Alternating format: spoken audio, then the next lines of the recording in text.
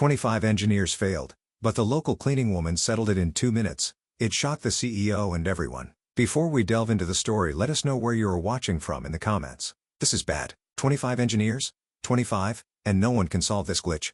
Shouted a frustrated head of development, holding a cup of cold iced tea. Mr. Sterling's going to erupt, said another. For the 4th time that night, the furious murmuring behind the sleek glass of the server room grew louder. Outside in the hallway, Clara, the evening custodian, was polishing the chrome fixtures. She had one earbud in, but kept the other free to listen to the corporate chaos around her.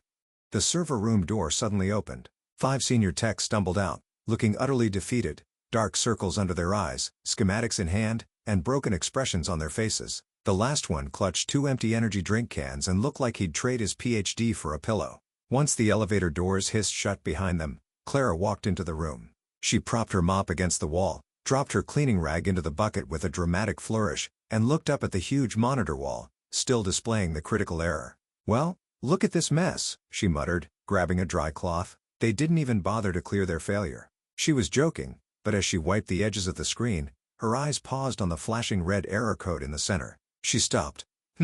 Wait a minute. She frowned, pointed at the sequence, took 2 steps back, then 3, leaned against her cleaning cart, and crossed her arms. They're doing all this to fix something so obvious? She stepped forward, grabbed a red marker from a nearby desk, and without really noticing, started scribbling below the error message. A small bypass here, a little tweak there, a few diagonal lines, a flip, a simple command substitution. In less than a minute, a new, clean data path appeared beneath the original, corrupted one.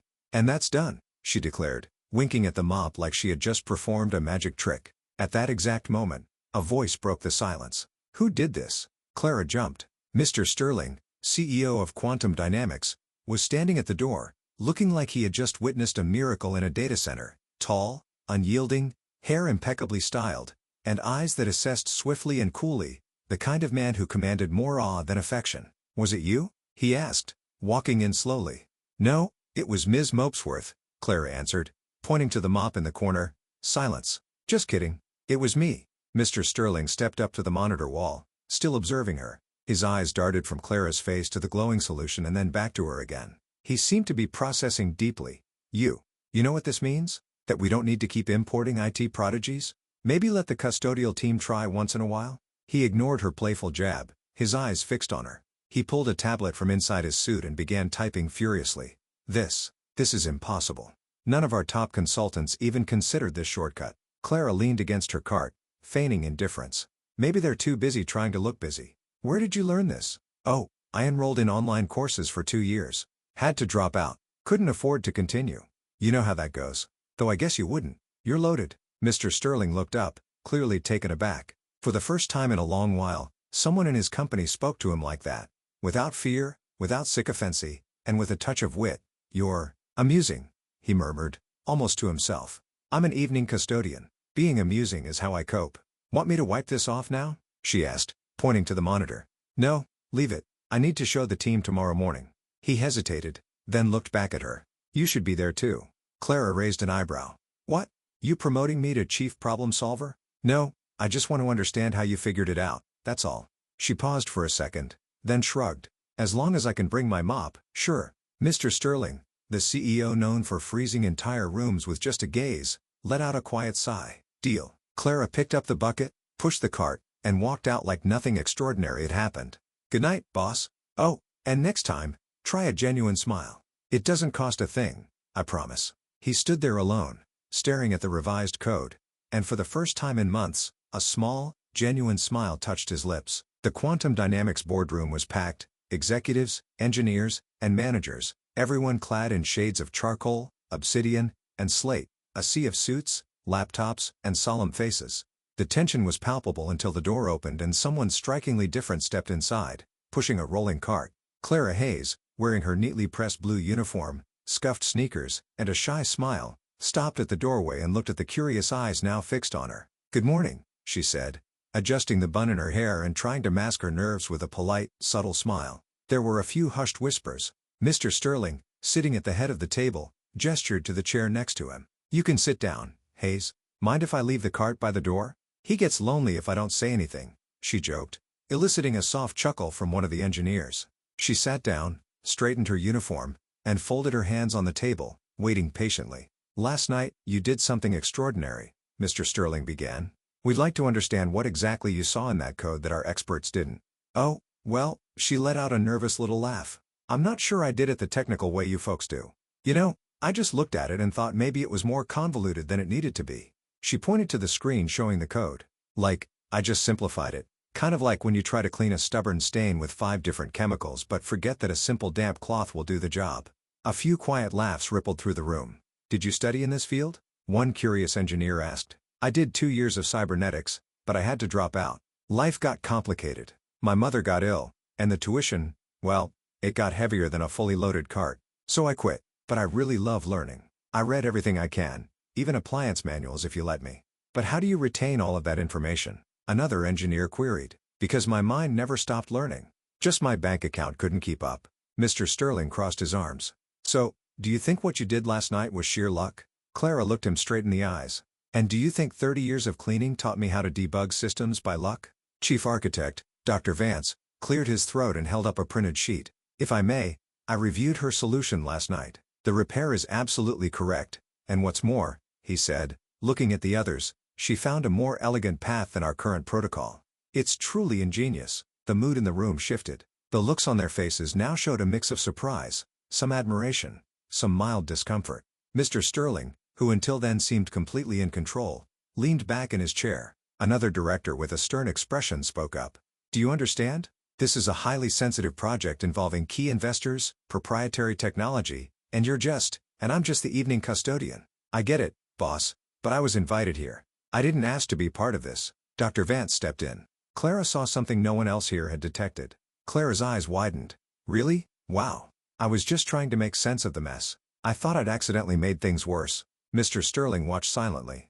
The way she spoke, with raw honesty and a certain lightness, not trying to impress anyone, captivated him in a way he hadn't anticipated. He stood and slowly walked over to the monitor wall. "What would you think about doing this more often?" Clara blinked. "What do you mean? Being part of the project?" "For now, just temporarily, as a technical observer. You wouldn't need to abandon your current role. Just sit in on a few meetings, maybe share some insights if you'd like." She looked at him for a moment, surprised.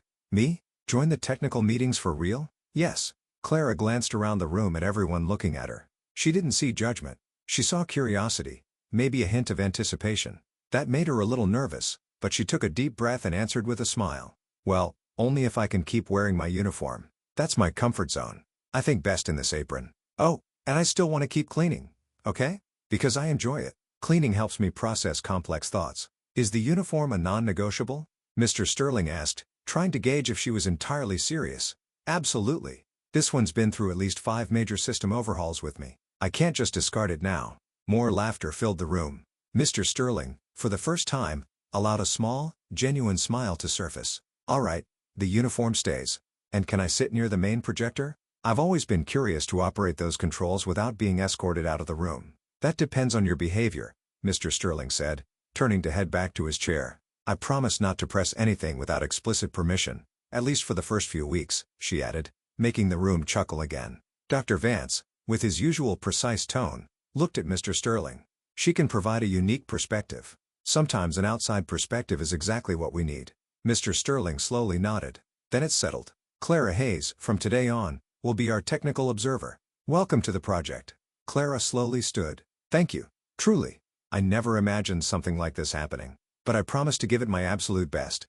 And if I can't help with the algorithms, at least I'll keep the room spotless." She pulled the cart back, turned around, and left the room just as effortlessly as she had entered, leaving behind a bewildered team and a deeply thoughtful CEO. Mr. Sterling looked at the door she had walked through. He could still hear the faint sound of the cart's wheels receding down the hallway. He didn't quite grasp what had just begun, but he was certain of one thing. That woman was anything but ordinary. The next day, Clara could hardly believe she was there, sitting among AI developers, facing intricate flowcharts, lines of code, and intense expressions. The quantum dynamics meeting table no longer felt distant. It was now her new vantage point. She listened intently, hands folded in her lap, her cleaning uniform pristine, her eyes moving curiously from one screen to another. Then one of the engineers let out a frustrated sigh in front of an unfinished calculation. "This algorithm just won't compile, not even with a divine intervention," he muttered. "Have you tried replacing the iterative loop with a recursive function?" Clara suggested, using the calmest tone. Everyone stopped. Dr. Vance, the chief architect, typed on his tablet, implementing her idea. Within seconds, the code executed flawlessly. A green light illuminated.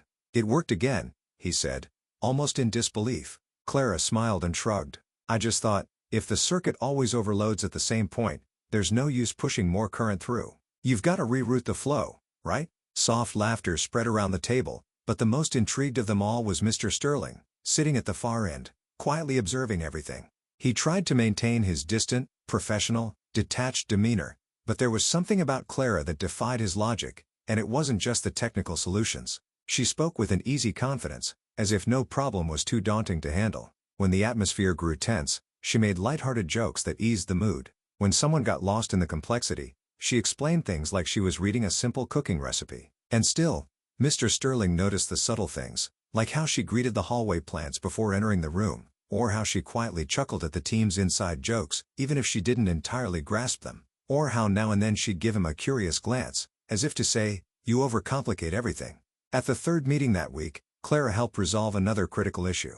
"This is becoming a welcome habit," Dr. Vance said, clearly impressed. She laughed. "Careful, if I fix one more, you'll want to give me a performance bonus. Then I'll have to figure out how to deal with capital gains tax." Even Mr. Sterling let out a quick smile, one he tried to conceal, but someone noticed. Someone always does. "We're organizing a team dinner tomorrow," said Dr. Anya, one of the engineers. "Will you join us?" Clara hesitated. "Oh, I'm not sure. Aren't those events usually rather formal?" "It's just dinner between colleagues, no strict protocols," Dr. Anya insisted. Still quiet, Mr. Sterling simply added, "It's important for everyone to be there. It's part of the team-building experience." Clara took a deep breath and agreed. But as soon as she left work that afternoon, she panicked. "A gown?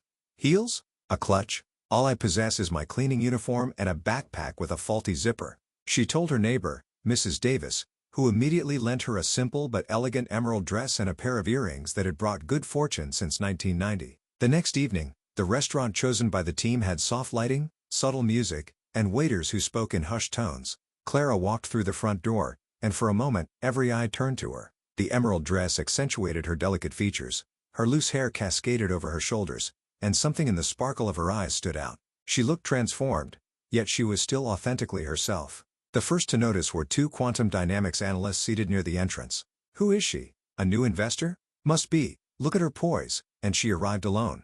While they whispered, Mr. Sterling, already seated in the back, looked up and froze for a second. It wasn't just surprise, it shattered the rigid image he thought he had of Clara. This woman standing in front of him wasn't just the brilliant evening custodian who could debug complex systems. She was stunning. She gave a shy wave to her colleagues and walked over. "Hi, I hope I'm not too overdressed. The only things I own with heels are my scrub brushes," she joked, trying to conceal her nerves. The table chuckled.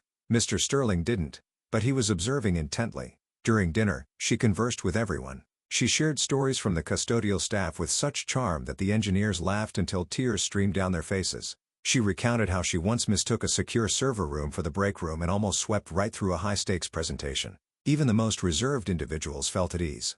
Mr. Sterling watched from a distance. Her laughter was genuine. The way she tilted her head when listening.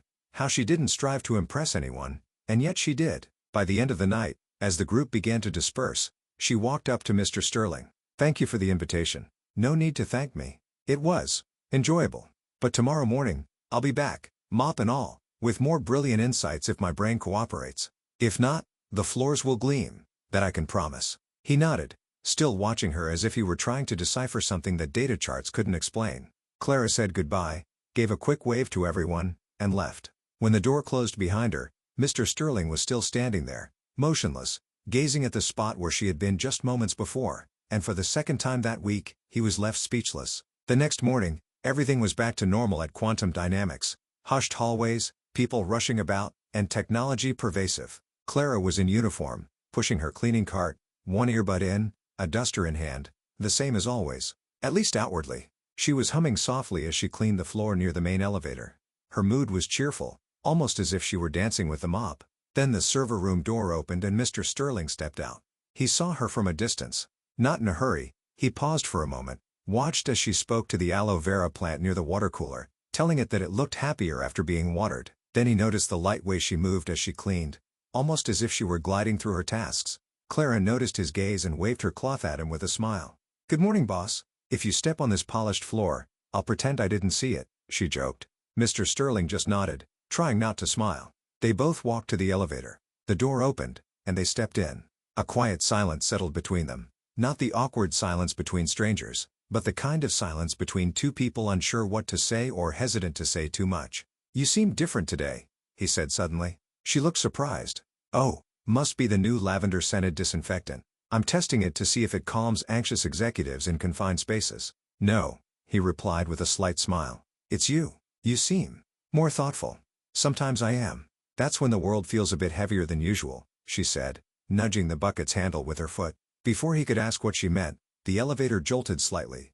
Then again, and then it stopped. The lights flickered. The panel went dark. "Oh no," Clara muttered, turning to the buttons. "You've got to be kidding me." Mr. Sterling pressed the emergency button. No response. He pulled out his phone. No signal. "Looks like we're trapped," he said, clearly uncomfortable. "Perfect," she sighed, sitting down in the corner with the bucket beside her. "I'm becoming an expert in bizarre situations with you around. Does this occur frequently?" "No. But when it does, you're always involved. Coincidence?" "I certainly hope so." She laughed, crossing her legs and leaning her head against the wall. "The last time I got stuck in an elevator, I was with an elderly lady carrying 3 shopping bags, 2 filled with organic vegetables and the third with a live parrot. This is a much more comfortable version." Mr. Sterling leaned against the opposite wall, trying to appear composed, but his jaw betrayed his discomfort. "You don't appreciate unexpected events, do you? I'm the CEO of one of the largest tech corporations in the country. Unexpected events mean errors. Errors cost millions." She looked at him without speaking. "Are you always this easygoing?" he asked. "I endeavor to be. Life didn't always provide reasons to smile, so I decided to create my own." "That's commendable." "It's survival," she corrected. "My secret power." He remained quiet for a few seconds. The elevator's emergency light cast soft shadows across their faces. "My father wouldn't comprehend that," Mr. Sterling said suddenly. Clara looked up. "Really?" He was perpetually fixated on achievement. "I grew up in a world where your worth was only measured by your output. Scored 90%? He'd ask, "Why not 100? Won an award?" He wanted to know if it was the most prestigious. There was no room for imperfections or leisure. She listened quietly, giving him her undivided attention. "And you followed in his footsteps?" "I believe I did. I never paused to inquire if there was an alternative path." "But is there?" Mr. Sterling hesitated. For the first time, he seemed uneasy, lacking a definitive answer. "What about your mother?" she asked, shifting the focus. "She passed away when I was young. He raised me on his own. Work ethic, discipline, routine. That's how it was. Not much conversation, not much emotion." Clara took a deep breath. "Well then, let me tell you what it's like when life is nothing but emotion." She adjusted her posture, looking up at the ceiling of the elevator. "My mother worked all day as a textile artist, cooked for 3 households besides our own, and still found time to laugh with me and my sister at night, even when she was exhausted." Mr. Sterling was listening intently. "When she fell ill, I dropped out of college to care for her and my little sister, and it all happened so rapidly, there wasn't even time to grasp it. But I'm grateful I did what needed to be done. My mom's doing a little better now, and my sister has a chance at going to college. But anyway, here I am. I just didn't expect to end up trapped in an elevator with the most intensely serious CEO in the metropolitan area." "I'm not that serious." "No? Then prove it." He looked at her, a quiet exchange of glances, challenging, almost intimate. "You make me contemplate things I usually evade," he said softly. "Like what?" "Like what my life would be like if I had taken the time to breathe, connect, notice." Clara smiled, a calm smile, like someone who understands more than she reveals. "Perhaps there's still time." Silence filled the space, but this time it was a comfortable silence, laden with unspoken words. She moved a little closer, standing next to him, their shoulders almost touching. "It's funny how we spend our lives rushing, and then in a stuck elevator we learn more about each other than in months of meetings. Perhaps the pauses teach more than the plans. See? You're learning." They laughed together. Mr. Sterling looked at her for a few seconds. There was something there he couldn't quite articulate, a strange but comforting connection, familiar yet new. He leaned in slightly, and so did she. Time seemed to decelerate. Their faces drew closer. His gaze dropped to her lips, then returned to her eyes. But then the lights came on. The panel illuminated. "Elevator in operation," said the robotic voice. "Preparing to ascend." Clara's eyes widened, and she stepped back slightly, adjusting her hair as if nothing had happened. "Wow. Talk about a ruined cinematic moment," she said as she stood up. Mr. Sterling cleared his throat, clearly flustered. but stood up right after. "Looks like we made it out." "Yeah, we certainly did," she repeated more quietly, looking at the door. When the elevator reached the top floor, Mr. Sterling and Clara walked out side by side, without exchanging a word. Something between them had shifted. There was something unresolved, something quietly beginning to bloom. Clara went back to her routine with her cleaning cart and her earbuds hanging from her shirt collar. In the hallways, people greeted her with more respect than in previous days. She noticed, and she smiled. Meanwhile, Mr. Sterling, buried in meetings and decisions, kept finding his eyes searching for Clara between rooms. Without realizing it, he started anticipating her cheerful comments or the soft sound of her laughter during breaks. But then a notification changed everything. An alert popped up on the public relations team's tablet and reached every department at once. "Scandal at Quantum Dynamics. Cleaning woman without degree works on multi-million-dollar project." The headlines spread like wildfire. Within minutes, gossip sites, tech news outlets, and even morning shows were all covering the story. It went viral. The main photo showed Clara standing by a monitor wall, smiling in her cleaning uniform with her badge clipped to her pocket. The caption read, "Identified as a cleaning lady with no formal higher education, the young woman is reportedly involved in high-level technical decisions." Social media comments ranged from mockery to outrage. "Next thing you know, the male clerk will be the lead architect." This is what happens when organizations confuse diversity with competence. No degree needed, just know how to scrub. Clara found out while she was wiping down the windows in the project room. One of the interns, oblivious to her proximity, blurted out, "Did you see the cleaning lady genius scandal?" She slowly turned around. When she saw the screen on the intern's phone, it felt as though the floor vanished beneath her. It was her face, her story, her dignity transformed into a public joke. Quietly, she set the cloth down on the counter and walked to the locker room. She remained there for nearly half an hour, staring at herself in the mirror. When she emerged, she walked to the break room and saw part of the team gathered, discussing the news. Some looked away as soon as she entered. Others stared openly, curious. She held her head high. "You all know I'm standing right here, don't you?" she said in the firmest tone she had ever used. "You could at least wait until I'm out of the room before dissecting my life." The silence was immediate and uncomfortable. Meanwhile, Mr. Sterling stood in front of the crisis room screen, watching the fallout unfold. "Find out who leaked this," he commanded the IT team, "and remove all unauthorized images from every platform." "Sir," said the communications director, "the situation's spiraling. We're attempting to contain it." "Don't attempt, execute," he replied sharply. He left in a hurry and descended to the second floor, where he found Clara sitting in one of the meeting rooms. Her eyes were downcast, but there were no tears, just a taut face, as if she were suppressing an internal storm. "Clara, I saw it," she interrupted. "I'm handling it. This is outrageous. It's discriminatory, and we won't permit, Mr. Sterling, please." She raised her hand, requesting silence. He stopped. "I know you want to help. I know you're upset, but you don't need to protect me." The silence between them was heavy. She stood up. "I didn't reach this point because someone granted me permission. I got here because I've been confronting the world since I was young. It's not the first time someone has belittled me, not the first time I've been ridiculed. But this time, I expected that within these walls, it would be different." Mr. Sterling tried to respond, but she didn't give him the chance. "I don't want to be protected as if I'm some well-intentioned mistake that requires remediation. I want to be recognized as someone who's contributing, with ideas, with diligent work, and above all, with dignity." He took a deep breath and stepped closer. "I do recognize all of that, and I won't let them diminish the value of what you're doing. Then respect me when I say that for now, I need some space." She took off her badge, the one she proudly wore every day, and placed it on the table. "I need to contemplate whether I still want to be part of a place where a person's worth is measured by the title on the wall and not by the innovative ideas they bring to the table." Without waiting for a reply, she turned and left the room. She walked down the hallway, ignoring the stares and whispers, went to the front desk, signed out for a temporary leave,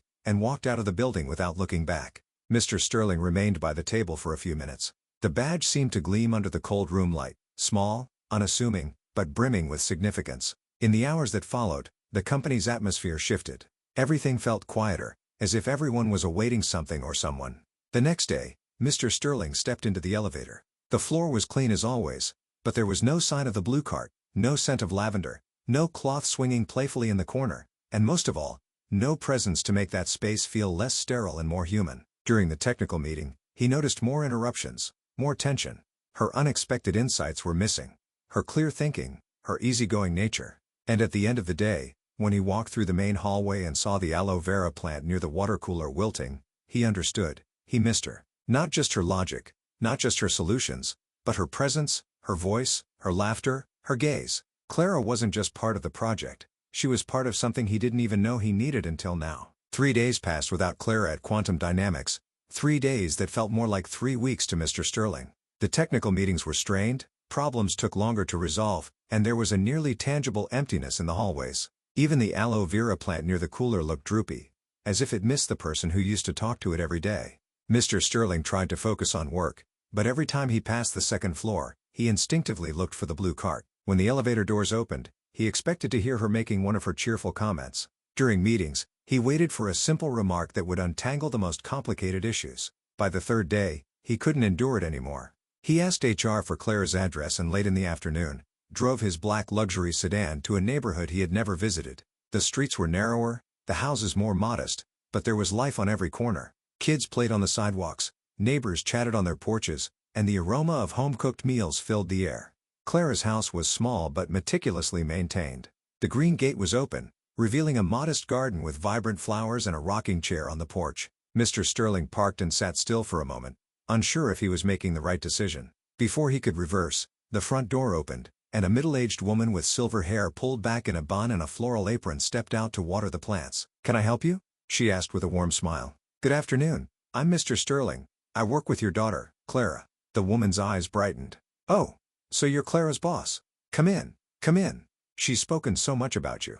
"I'm Mrs. Reyes, her mother." Mr. Sterling hesitated. "Actually, I came to speak with her about—" "Come in first. In this house, guests don't stand at the door," Mrs. Reyes insisted, gesturing warmly. Mr. Sterling followed Mrs. Reyes into a small but cozy living room.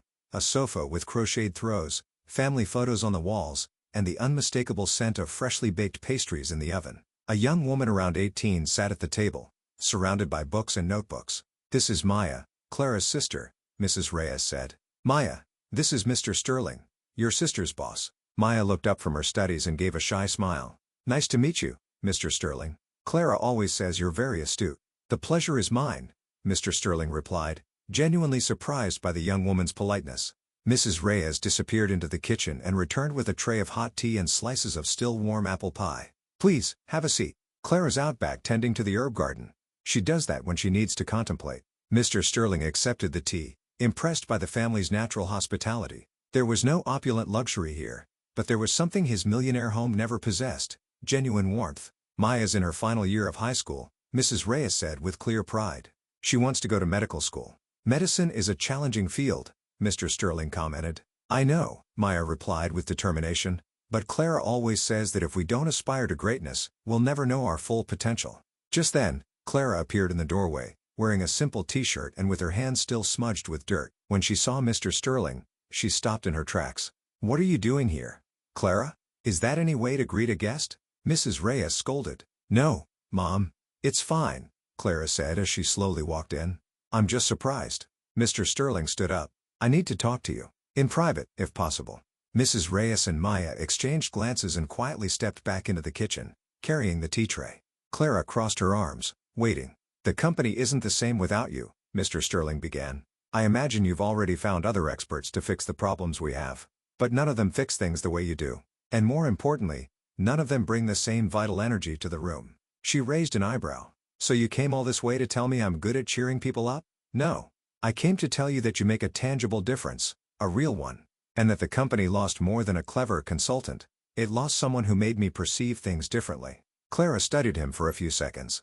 "Mr. Sterling, I'm not returning to be treated like a mascot, or like some intriguing anomaly that you all tolerate. You wouldn't be. We have a crucial presentation this Friday. Global tech investors. They'll determine whether to fund the next phase of the project. I want you to lead the presentation."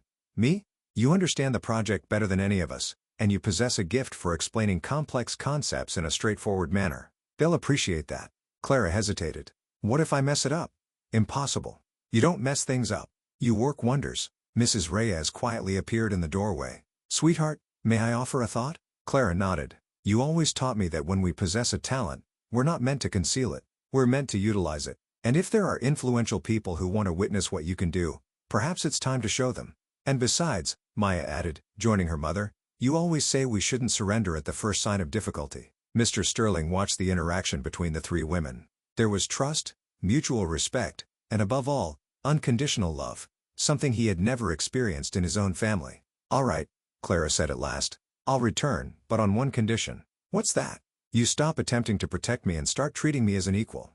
Deal?" She extended her hand to shake his. "Then we have an agreement, Mr. Sterling." He took her hand, feeling for the first time in days that things might finally align. The following Friday, the Quantum Dynamics conference room was filled with investors in bespoke suits and skeptical expressions. These were individuals accustomed to dealing in immense figures. They scrutinized every word, every gesture, every financial projection. Clara walked into the room wearing a blazer borrowed from Dr. Anya but remained true to herself. Her hair was pulled back in a simple ponytail, no heavy makeup, and the same confident smile as always. "Good morning," she said, connecting her laptop to the projector. "I know you're accustomed to presentations full of technical jargon and intricate graphs, but today I'm going to show you why our project works using something we all understand, tangible results in the real world." For 40 minutes, Clara elucidated each component of the artificial intelligence system using clear and relatable examples.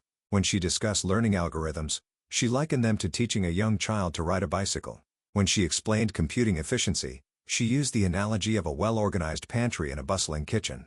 The investors, who had started off skeptical, began leaning forward, asking questions, requesting clarification, exhibiting genuine interest. "The distinction with our system," Clara concluded, echoing the same sentiment, "is that it doesn't just process information. It comprehends context, like an experienced individual who doesn't merely follow instructions but knows when to adapt the rules to achieve optimal outcomes." When she finished, the room remained silent for a few seconds. Then one of the lead investors, Mr. Sterling's father, Charles Sterling, stood up and started clapping. The others followed suit. "Ms. Hayes," said Mr. Charles Sterling, "in 20 years of funding tech startups, I've rarely witnessed someone explain such complex ideas with such clarity and persuasiveness. Thank you, Mr. Charles Sterling. We're prepared to offer $75 million for the entire project." A murmur of surprise swept through the room. It was far more than anyone had anticipated.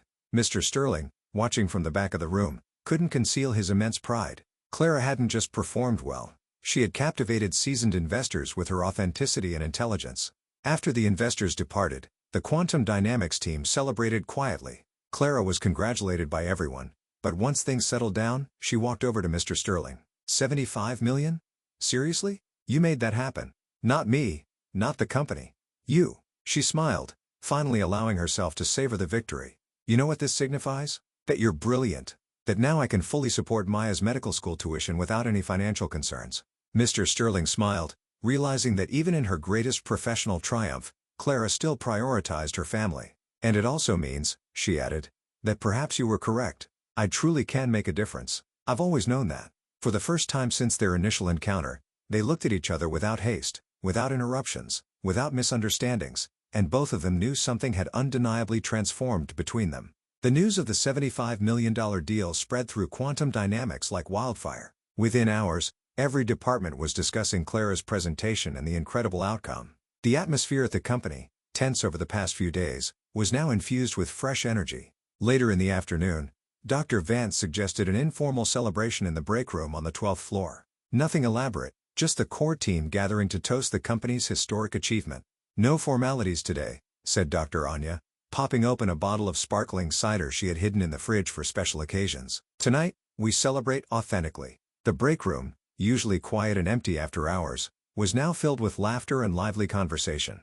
Clara, still wearing the borrowed blazer, was at the center of it all, but she remained true to her humble self. "I simply articulated what you already understood," she insisted as Dr. Vance handed her a glass of cider. "You're the ones who did the painstaking work. But none of us could have explained it to those investors the way you did," one of the engineers replied.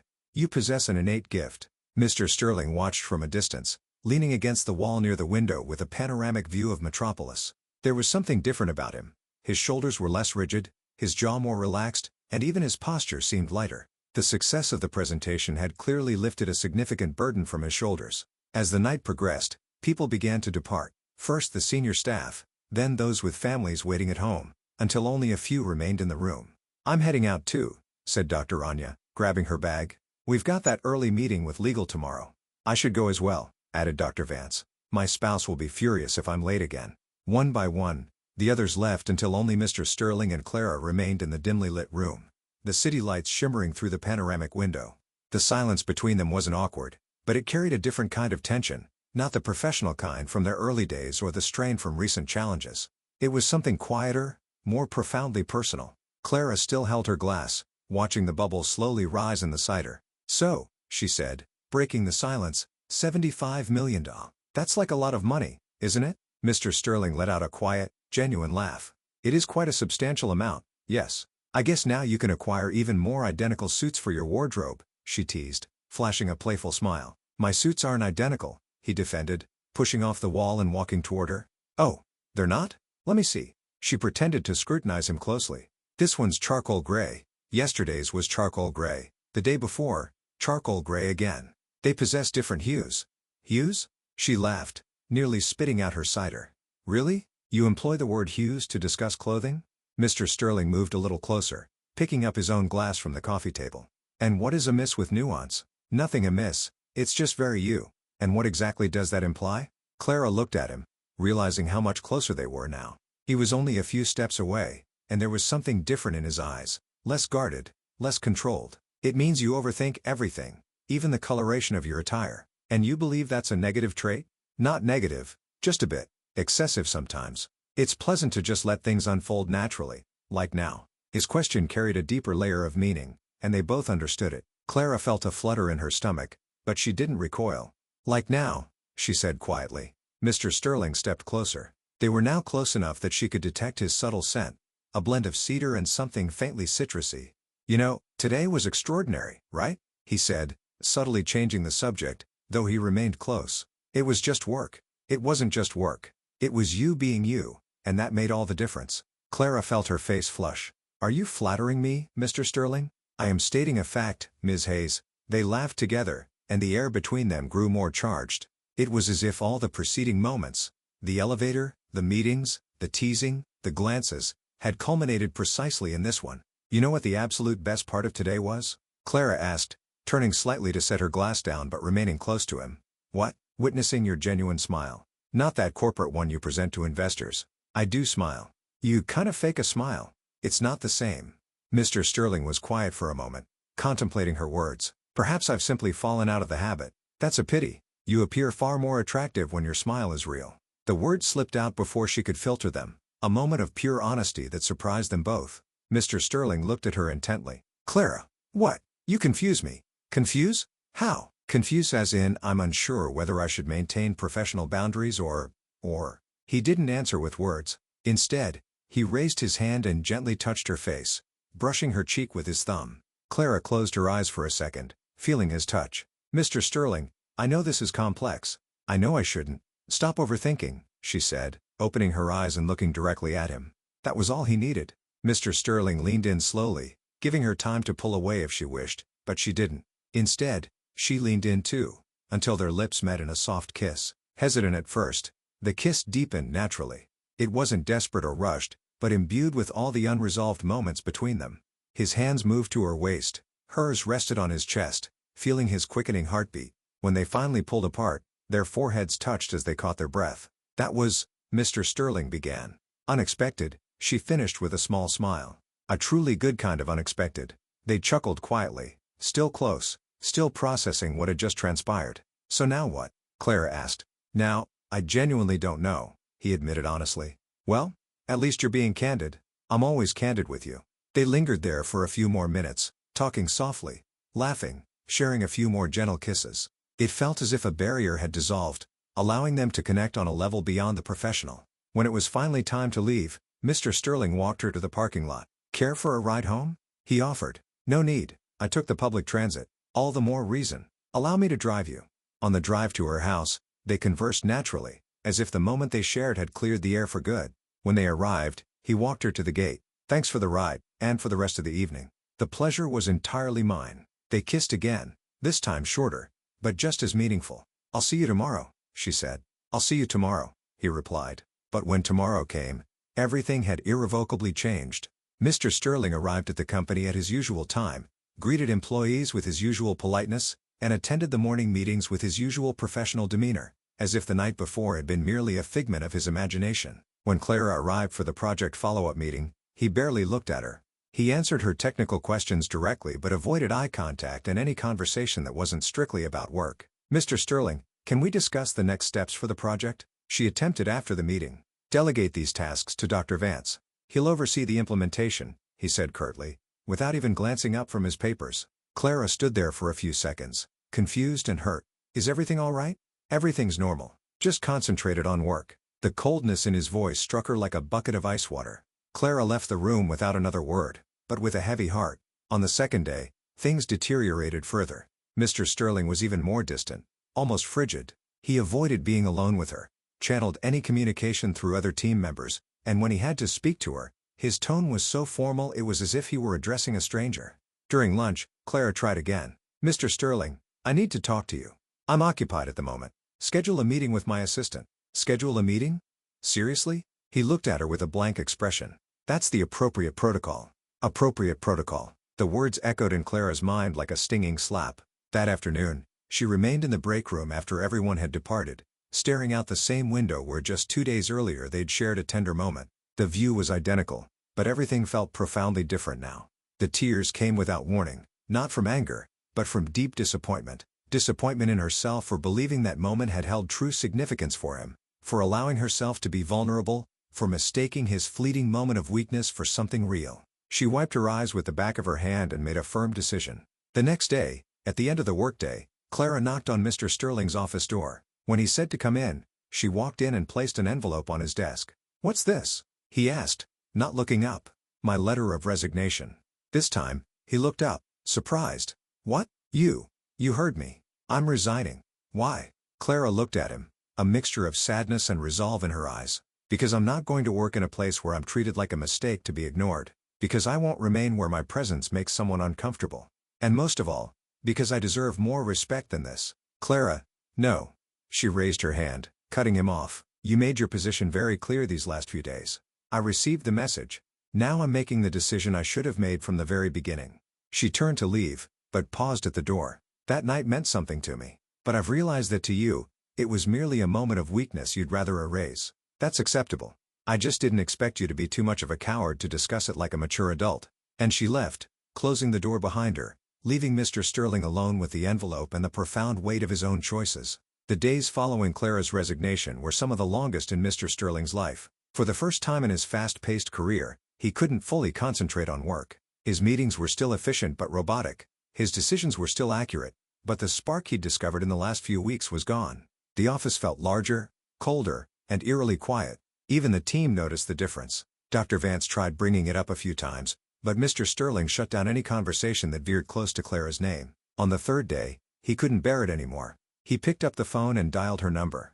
It rang once, twice, 3 times, then went to voicemail. "Hi, you've reached Clara. If it's urgent, leave a message. If it's spam, you already know the drill."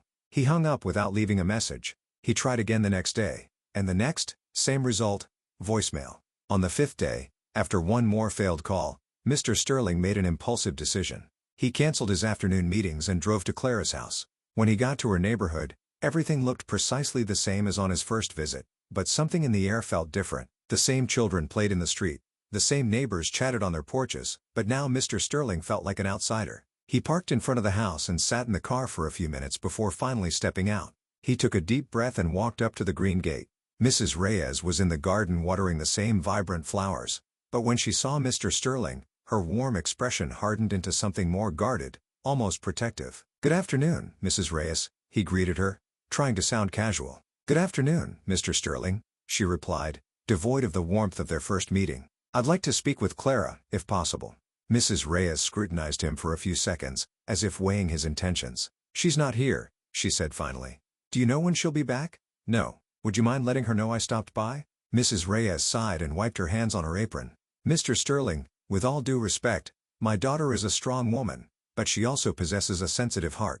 If she doesn't wish to speak with you, she must have her reasons." Mr. Sterling lowered his head, comprehending the unspoken message. "I made a profound mistake. A very big one. That is between the two of you. But if you'll allow me a piece of advice," Mrs. Reyes stepped closer to the gate, "when you cause pain to someone you care about, there's no use waiting for time to heal it. Sometimes you must pursue them and demonstrate that you have truly changed." Mr. Sterling nodded, thanked her, and walked away. But Mrs. Reyes' words resonated in his mind the entire journey back. That same night, Mr. Sterling decided to attempt a different approach. He opened his laptop and began composing an email. He wrote and deleted at least 10 different versions, striving to find the precise words to articulate his feelings. In the end, he opted for something simple and direct. Clara, I know I may not deserve your attention right now, but I need you to understand that what transpired between us held immense significance for me. My subsequent reaction was cowardly and profoundly unfair to you. The Tech Summit Metropolis event is this Friday. I will be delivering the main presentation about our project. I would truly appreciate your presence there. Even if you do not wish to speak with me, please come. You deserve to witness the public recognition of the work you helped build. Maxwell Sterling. He hit send before he could reconsider. The reply came the next day, short and unequivocal. I am not attending. 2 words that carried the full weight of Clara's disappointment and pain. Mr. Sterling spent the remainder of the week attempting to focus on his presentation, but his thoughts were constantly divided. The Tech Summit Metropolis Conference was one of the most prestigious tech events on the East Coast. Representatives from leading Silicon Valley corporations would be in attendance, along with international investors and the tech media. It should have been Mr. Sterling's triumphant moment, but all he could contemplate was how that success meant nothing without the person who had made it all possible. On Friday morning, the Metropolis Convention Center was bustling. Over 1,000 people moved through the halls, networking, conversations in multiple languages creating a vibrant buzz of anticipation. Mr. Sterling arrived 2 hours before his presentation, as was his custom. He meticulously checked the equipment, tested the slides, mentally rehearsed every transition. Everything was technically impeccable. Mr. Sterling called Mr. Charles Sterling, the same investor who had made the multi-million-dollar offer. Looking forward to your address today. I hear you have some exciting updates. We aim to make a powerful impression, Mr. Sterling replied, shifting into his corporate polite mode. And that brilliant young woman who delivered the last presentation, Clara? Will she be speaking today? The question struck him like a physical blow. She's focused on other projects at the moment. Mr. Charles Sterling raised an eyebrow but did not press further. Meanwhile, 15 kilometers away, Clara was on the living room couch at home, with Maya beside her, watching the live stream of the conference on her laptop. Are you absolutely certain you don't want to go? Maya asked for the 10th time. I mean, it's your project too. I'm certain, Clara answered, though her voice didn't sound entirely convinced. Mom said he came here looking for you. I know, and you didn't even want to speak with him. There was nothing left to say. Maya studied her sister's face. You know, Clara, when you care deeply for someone and you're hurt, sometimes we make decisions out of pride that we ultimately regret. Clara looked at her younger sister. Since when are you an expert in matters of the heart? Since I started observing my older sister suffer over a man who's clearly suffering too. Back at the convention center, there were 15 minutes left before Mr. Sterling's presentation. He was backstage reviewing his notes one last time when Dr. Vance walked over. All set, boss? All set, Mr. Sterling confirmed, though something in his voice sounded different. You all right? You seem agitated. I'm always agitated before major presentations. Not like this, Dr. Vance observed. It feels like something essential is missing. Mr. Sterling didn't answer, but Dr. Vance was right. Something was missing. Someone was missing.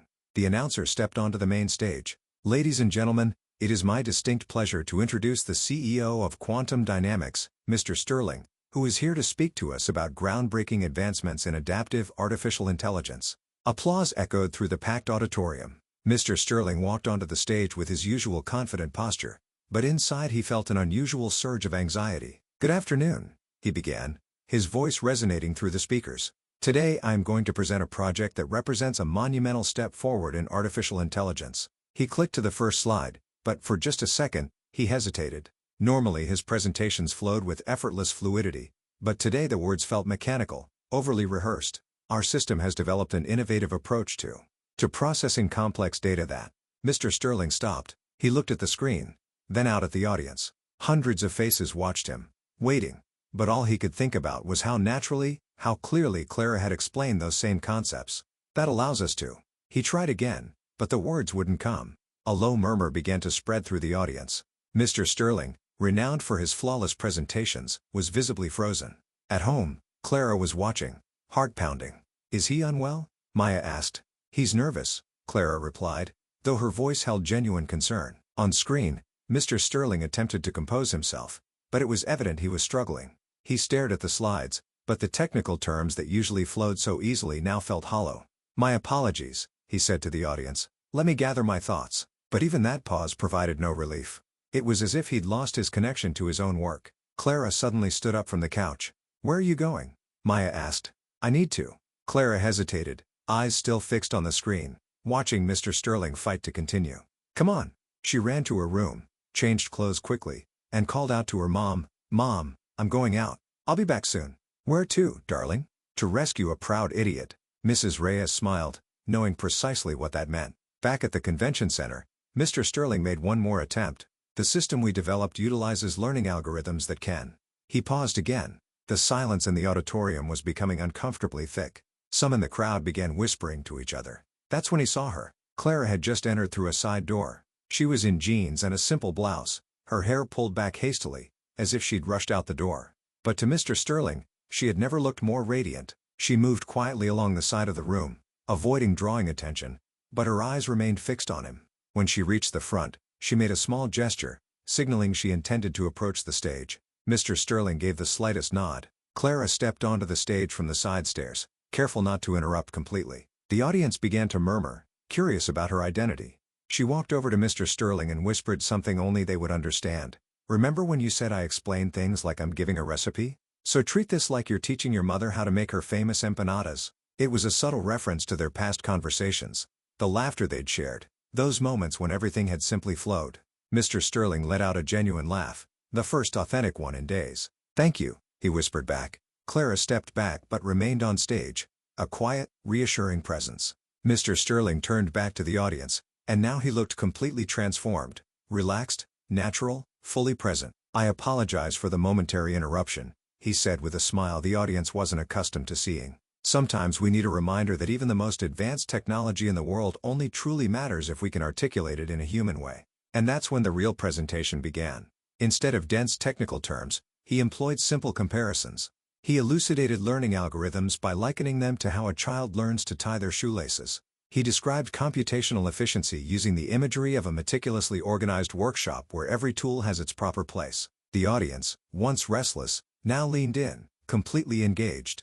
Genuine laughter filled the room as he made clever comparisons, and quiet murmurs of approval followed each elegantly simple explanation. "The core difference with our system," Mr. Sterling concluded, echoing the same words Clara had used during the investor presentation, "is that it doesn't just process information. It understands context, like a seasoned craftsman, not merely adhering to rigid instructions but knowing when to adjust them to achieve the finest results." When he finished, the silence lasted only a second before the room erupted into enthusiastic applause. The audience rose in a standing ovation that lasted for nearly 2 minutes.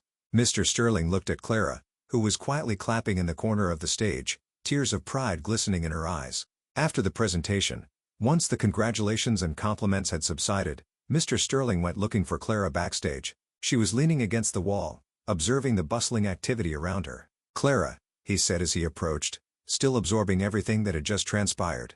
"Hi," she replied with a small but genuine smile. "You came." "I did." "Why?" She shrugged. "Because even though you're a proud idiot, I couldn't just stand by and watch you falter on that stage." Mr. Sterling took a deep breath. "I need to tell you something." "Go ahead."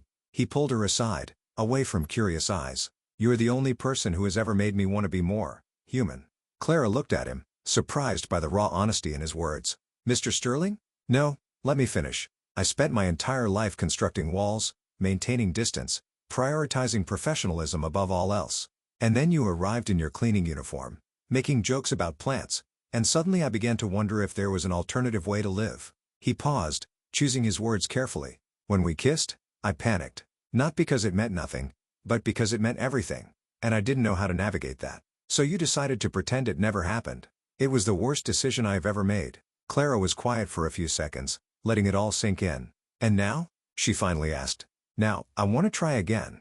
Do it right this time, if you'll give me a chance." She studied him, seeing the genuine vulnerability in his eyes. "A chance for what, exactly? To discover who I can be when I'm not striving for perfection all the time?" Clara smiled, truly smiled, for the first time in days. "That's going to require some effort." "No, I'm counting on it." And for the first time in days, they both smiled for real. In the days following the conference, everything at Quantum Dynamics began to transform.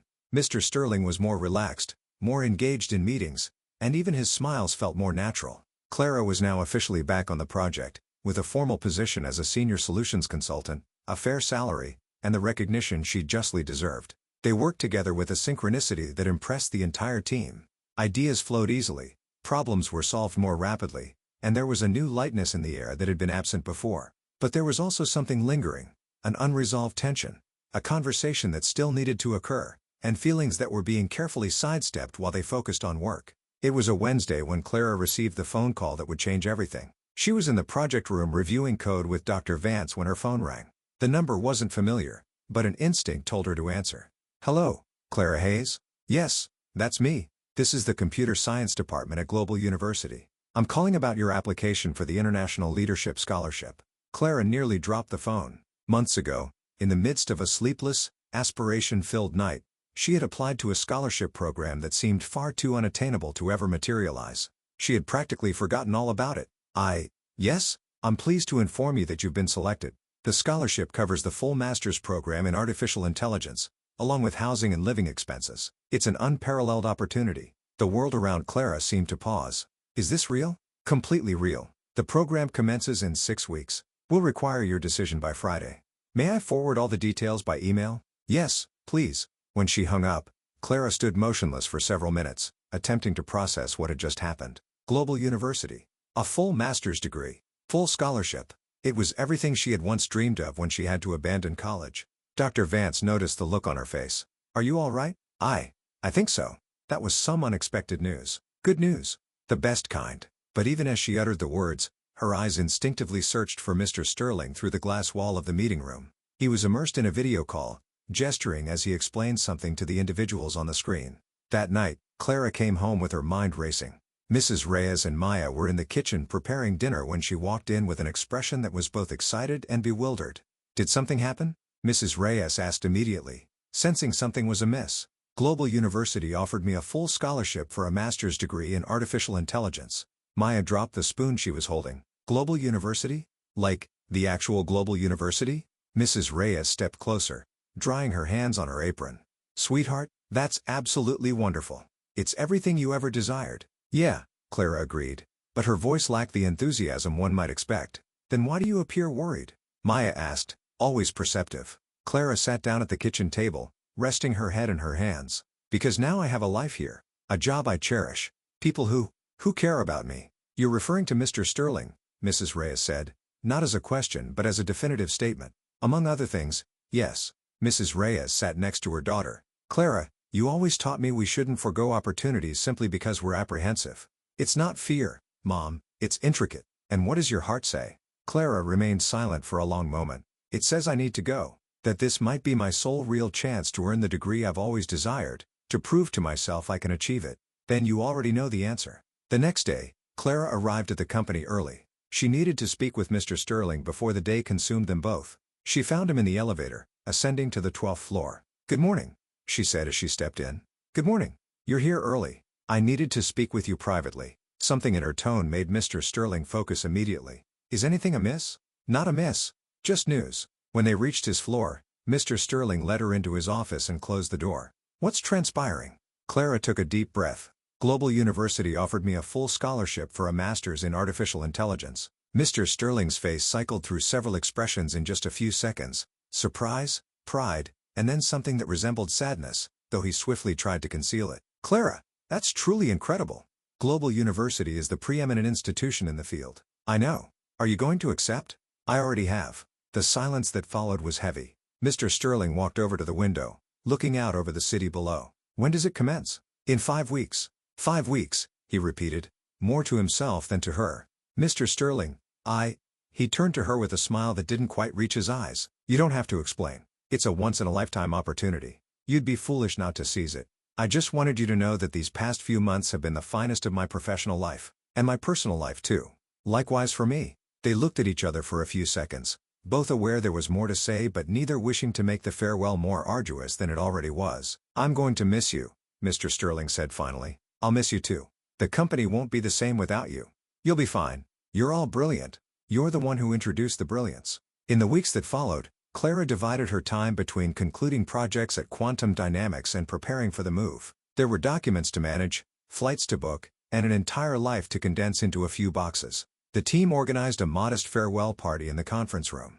There was cake, laughter, heartfelt speeches, and abundant promises to stay in touch. Clara attempted to keep the mood light, making jokes about how she'd miss arguing with the coffee machine and conversing with the hallway plants. Mr. Sterling attended the party, but he maintained his distance. He shook her hand politely, wished her well with her studies, and departed early, stating he had an urgent meeting. On her last day, Clara made a point of tidying her desk herself, packing a few personal items into a small box. She was just about to leave when Mr. Sterling appeared.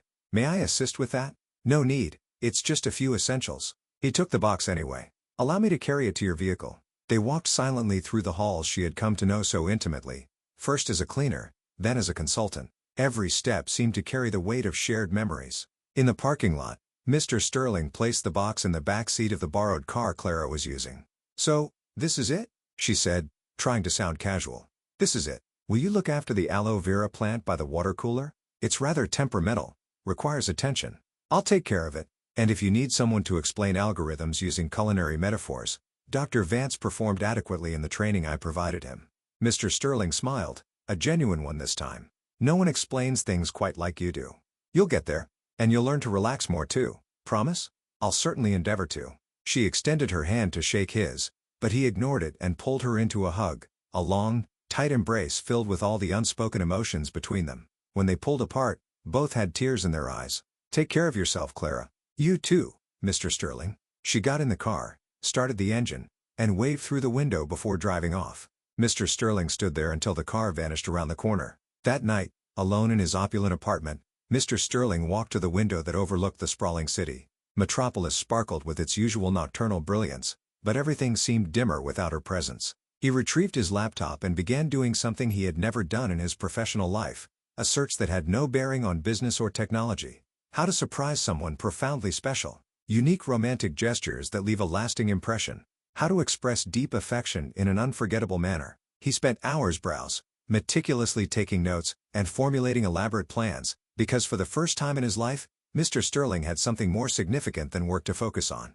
Clara Hayes deserved an unforgettable surprise, and he had 5 weeks to orchestrate something that would irrevocably alter both their lives. The next morning, Mr. Sterling arrived at the office radiating a different energy. He canceled all non-essential meetings and requested Dr. Vance to come to his office. "I need your assistance with a personal endeavor," he said. Something he had never uttered before. "Of course, boss. What do you require?" "I am going to undertake something completely outside of my usual approach, and I will require everyone here to assist me." Dr. Vance smiled, already intuiting what it was about. "Is this concerning Clara?" "It is entirely about Clara." And for the first time in weeks, Mr. Sterling offered a truly genuine smile, because he had a plan, and it was destined to succeed. It absolutely had to. 6 months had elapsed since Clara departed for Global University, 6 months of intensive coursework, advanced laboratory sessions, late-night study marathons, and the constant sensation that she was precisely where she was meant to be. The master's program was everything she had hoped for. Challenging, inspiring, and profoundly transformative. But there were moments, especially during the quiet nights in her dormitory room, when her mind drifted back to Metropolis, to the polished corporate hallways, to office plants that craved conversation, and to a blue-eyed CEO who had learned how to genuinely smile. They maintained contact intermittently, at first through professional emails, later through more casual messages.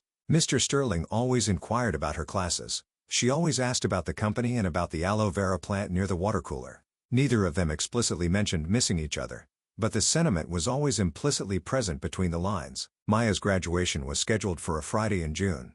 Clara had obtained special permission from the university to return and be present for the most significant academic moment in her sister's life. Maya had been accepted into the medical program at Metropolis University, with a partial scholarship, something Clara could now help support with her own research grant. The flight back to Metropolis was filled with a mixture of nerves and anticipation.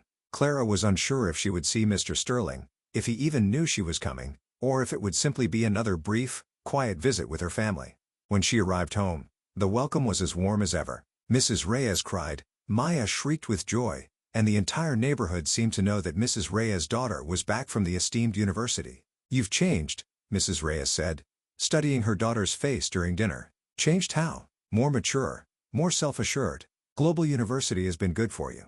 "It has," Clara agreed, though there was a subtle hint in her voice that didn't escape her mother's perceptive ears. But Mom, I'm content." "Content isn't the same as feeling whole," said Maya, always the observant one. Clara changed the subject, but she knew her sister was right. The graduation ceremony was set to take place in Maya's school gymnasium, adorned with blue and gold banners and rows of meticulously arranged chairs. Clara arrived an hour early, helping her family secure good seats and chatting with other proud parents. She was taking pictures of Maya in her cap and gown when she noticed something unusual. Staff were setting up something that had definitively not been there during their visit the previous day. A small, supplementary stage, complete with a professional sound system. "That's odd," she murmured to Mrs. Reyes. "That wasn't here yesterday when we came to check the venue." "Perhaps it's for the keynote speaker," her mother suggested, though she looked just as perplexed. The ceremony commenced precisely on time. Maya looked radiant as she walked gracefully across the main stage to receive her diploma. Clara wept with pride when her sister's name was called, recalling all the sacrifices they'd made to reach that moment. After the diplomas were handed out, the school principal stepped up to the microphone. "Before we conclude our ceremony," he said, "we have a special presentation. A distinguished guest who insisted on being here today for a very personal tribute." Clara frowned. That had certainly not been part of the program. "Please welcome, Mr. Sterling, CEO of Quantum Dynamics." Clara's heart seized. Mr. Sterling stepped onto the additional stage, wearing a sharp navy blue suit, but there was something different about him. He appeared nervous, almost vulnerable. He adjusted the microphone and looked directly at her in the crowd. "Good evening, everyone. I know I am interrupting an important celebration, and I apologize for that. But sometimes, when you encounter the person who completely transforms your life, you cannot wait for the perfect moment, you must create it." Curious murmurs rippled through the crowd. Clara was frozen, unable to fully comprehend what was unfolding. "Several months ago, I met an extraordinary woman. A woman who resolved a problem that 25 experts failed to fix. A woman who taught me that intelligence isn't conferred by a diploma, that wisdom isn't confined to a postal code, and that sometimes the most brilliant solutions emerge from the most unexpected places." He paused, visibly emotional. "Clara Hayes, you used to clean the floors at my company, but you ended up cleaning my heart." A collective gasp of awe echoed through the room. Mrs. Reyes held on to Clara's arm, who sat wide-eyed. "You taught me how to genuinely laugh. You showed me that conversing with plants isn't eccentric. It's a profound act of kindness. You demonstrated that explaining intricate concepts in simple terms is a rare and invaluable gift. And most profoundly, you taught me that I could be a better person if I ceased striving so desperately for perfection." Mr. Sterling took a deep breath, visibly nervous. "I know you're at Global University now, pursuing your aspirations, and I do not wish to impede that. But I also know life is too short to allow love to slip away simply because the timing isn't ideal." He stepped down from the stage and began walking toward her. The audience turned as he passed, creating an open path between the chairs. "Clara, when you left, I realized that professional success means nothing if you have no one truly special to share it with. I realized that important meetings are far less significant than spontaneous laughter. And I realized that. I love you." He stopped in front of her as she sat there, utterly stunned. "I love you for who you are. Funny, brilliant, challenging, caring. I love you for injecting humor into serious moments and for taking seriously the moments I once dismissed as mere jokes." Mr. Sterling knelt down right there in the middle of the packed gymnasium and pulled out a small box from his pocket. "Clara Hayes, will you marry me? And before you answer, just know I already spoke with Global University. They offer an executive master's program that facilitates remote learning. You do not have to choose between your dreams and us." The entire room fell into complete silence. Even the children stopped making noise. Clara looked at the man kneeling in front of her, the same man who had once been cold and distant, now making a public declaration in the middle of a high school graduation. "Mr. Sterling," she said slowly, rising, "you are completely unhinged." He smiled, waiting. "And I adore that about you," she finished, holding out her hand for him to slip on the ring. The room erupted in applause and cheers. Maya leaped out of her seat. Mrs. Reyes cried. And everyone in the graduating class's families applauded for a couple they barely knew, but whose story had clearly touched their hearts. Mr. Sterling stood up and kissed her, a kiss brimming with everything they had missed and a promise for what was yet to come. When they pulled apart, Clara looked into his eyes with that mischievous smile he adored. "But I have one condition," she said loud enough for the microphone to pick up. "Anything," he said, still holding her close. "I'll only marry you if you clean the entire house today." Her laughter echoed through the gym, followed by his, and then by the laughter of everyone in the room. "Deal," he said. "As long as you teach me how to communicate with plants effectively." "Deal," she replied. And there, in the middle of a high school gym in Metropolis, during a graduation ceremony, two people who had met in the most unexpected way decided to write the remainder of their story together.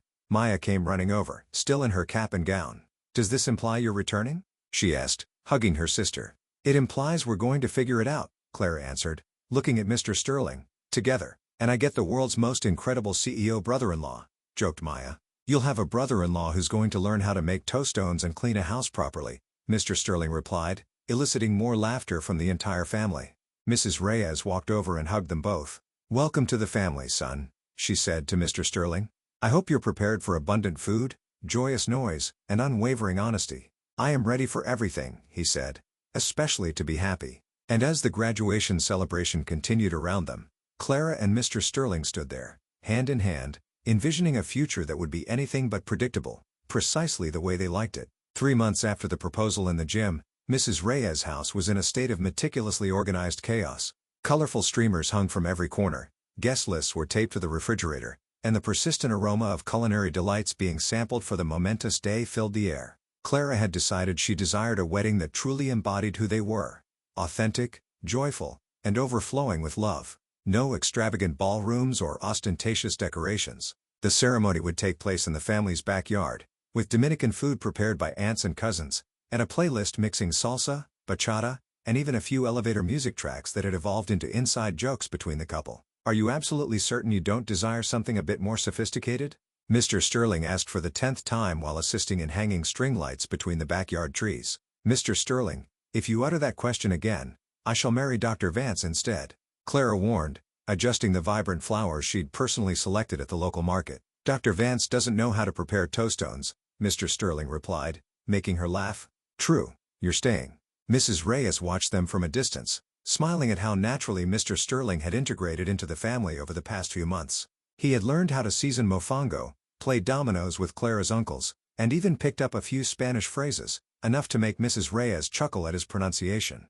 The morning of the wedding was sunny, with a gentle breeze that caused the decorations to sway gracefully. Clara awoke at her mother's house, surrounded by Maya and 3 cousins who had traveled for the celebration. "Nervous?" Maya asked, helping her sister into the simple but elegant dress they'd chosen together. "Not at all," Clara replied, surprisingly serene. "It's peculiar, but it feels like the most natural thing in the world."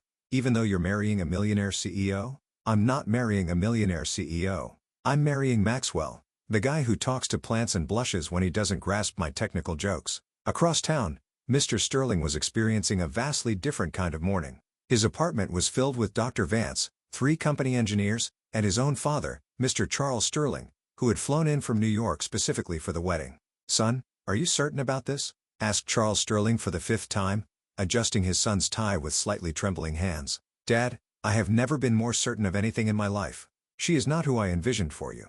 Mr. Sterling paused, combing his hair, and looked at his father in the mirror. "She is superior to anything you or I ever imagined." Charles Sterling studied his son's face, witnessing a happiness he had never before observed.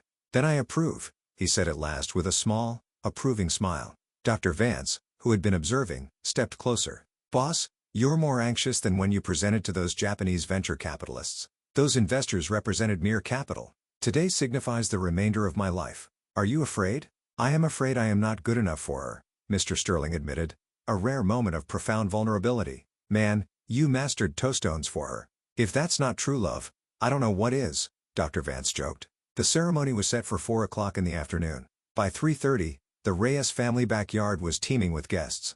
Quantum Dynamics colleagues sat alongside neighborhood friends, engineers chatted in English with aunts who responded in Spanish, and children darted around the chairs adorned with colorful ribbons. Mr. Sterling arrived punctually, but his hands were visibly trembling as he greeted the guests. Mrs. Reyes approached him with a motherly smile. "Breathe, son. It's just a wedding, not a corporate acquisition." "It's worse than a corporate acquisition," he confessed. "In an acquisition, the worst that happens is I incur financial loss. Here, if I err, I lose Clara. You are not going to lose anything. She loves you precisely as you are, nervous, perfectionistic, and utterly in love." The music began to play, a soft, acoustic version of Celebration of Life, which Clara had chosen because a wedding should embody joyful music, not a somber dirge. Maya emerged first as the maid of honor, followed by 2 cousins as bridesmaids, and then from the far end of the backyard, Clara appeared. She wasn't walking in some solemn ritual. She was practically dancing her way to the altar, greeting guests, waving at children, and even pausing to straighten the crooked tie of a small cousin. When she finally reached Mr. Sterling, he was grinning from ear to ear. "You certainly took your time," he whispered. "I couldn't just rush past everyone without acknowledging them. That would be impolite," she whispered back with a playful grin. The officiant, a family friend who had become certified solely for the occasion, commenced the ceremony with a blend of Portuguese, English, and a few Spanish phrases that elicited laughter from the entire family. We are gathered here today to celebrate the love between Clara and Maxwell, a love that began in an unconventional manner, grew in unexpected ways, and is now becoming official in, well, an unconventional way too, he said, gesturing toward the decorated backyard. When it was time for the vows, Mr. Sterling pulled a piece of paper from his pocket, his hand still trembling. Clara, I wrote and rewrote this at least 20 times, but in the end, I realized all I truly needed to convey is simple. You've taught me that life is richer when we don't take everything so gravely. You taught me that intelligence manifests in myriad forms, and the most valuable is knowing how to bring joy to others. And you taught me that true love means someone accepting you even when you wear the same suit every single day. The crowd laughed, and even Mr. Sterling smiled at his own nervousness. I promise to love you, respect you, and never again pretend that our special moments held no meaning for me. And I promise to learn how to cook at least 5 Latin dishes before our first anniversary. I do, yelled one of the aunts from the back, making everyone laugh. Clara hadn't prepared anything written. She took Mr. Sterling's trembling hands and spoke from the heart. Maxwell, you entered my life when I was meticulously cleaning the floors at your company, and somehow, over these past months, we ended up cleansing away our own wounds, our own fears, our own insecurities. She paused, holding back emotion. You afforded me the opportunity to demonstrate I'm more than a cleaning uniform, and I afforded you the opportunity to demonstrate you're more than an expensive suit. I promise to continue challenging you, to keep making you laugh, and to keep reminding you that plants thrive better when you communicate with them. And I promise to keep feigning understanding of your complex technical jokes, Mr. Sterling added, making Clara burst into laughter. I now pronounce you husband and wife, the officiant declared. You may kiss the bride. The kiss was met with thunderous applause, cheers, and the vibrant sounds of Latin music that began playing immediately after the ceremony. The reception that followed was just as Clara had envisioned it. A grand buffet with homemade food, drinks ranging from cold beer to fruit punch prepared by the aunts, and an abundance of dancing. Mr. Sterling, who had taken secret salsa lessons over the past 2 months, astonished everyone with his dance moves. He wasn't flawless, but he was enjoying himself immensely, and that's what truly mattered.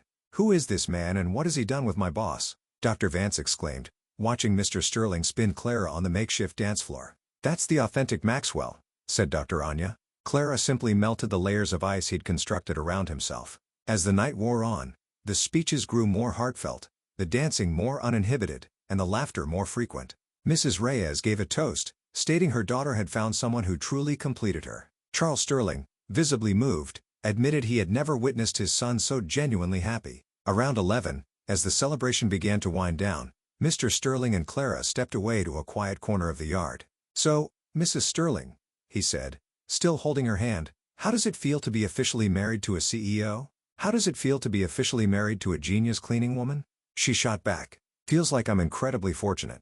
Well, you had better get accustomed to it, because you're not getting rid of me anytime soon. They stood there for a few minutes, observing their guests, their families, now one cohesive unit, and contemplating the future. Mr. Sterling, I have an idea, Clara said suddenly. You always do. What is it this time?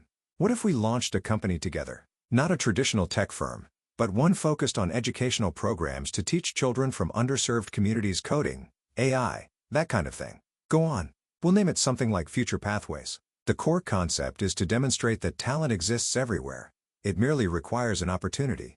Mr. Sterling looked at her, once again awestruck by her capacity to think of others, even on her wedding day. You realize that's a brilliant concept, don't you? I do. And I also know you'll demand spreadsheets and projections before you concur. Actually, he said, pulling her in for another kiss, I'm in. No spreadsheets, no projections. Simply because it's a beautiful idea from an even more beautiful person. Careful, Mr. Sterling, you're becoming excessively romantic. I've simply learned that life is unequivocally better when you have the right person to share it with.